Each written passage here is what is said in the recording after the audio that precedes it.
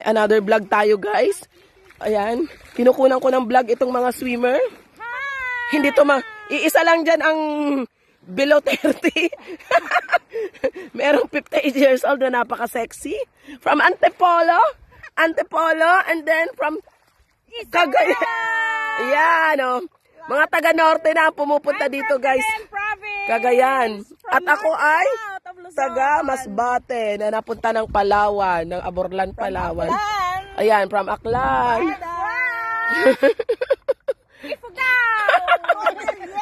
Kaya ang beauty, ano ba ito? Haponesa ang dating. Masay. Guys, pang-5 island nyo na to. Anong masasabi nyo sa White Sand ng Aborlan, Palawan? Pang-5 na, pang-5. Masasabi ko ay walang ganito sa bundok. Para makarating kayo rito, in just 20 minutes from the port, yung Pantalan. 20 minutes lang to. Yung sa ayan.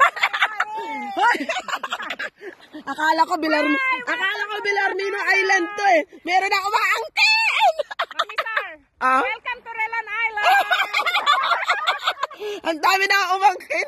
Magagalit sa atin yung may-ari, yung city, municipality of Aborlan.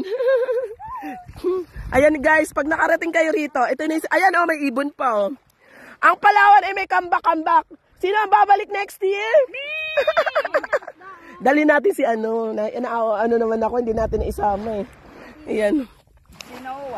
Si Noe. Si Jaika po, puro na lang like eh. Sabi nga ni Jaika, kung meron daw siya kasi si Noe. Ayan, next year, mag-book na tayo mas maaga, January. Yan. Ayan guys, so, and the best month na pagpunta dito ay April, May. Oo, yan yun. Okay. Thank you. Salamat. Ayan, this is me. So, 1985 pa kami tumira dito. At, kaya ako dinadala yung mga kaibigan ko para ma-appreciate din nila ang lugar na ito. Bakit pag ako sumisid, lumulutan? Yung puwet,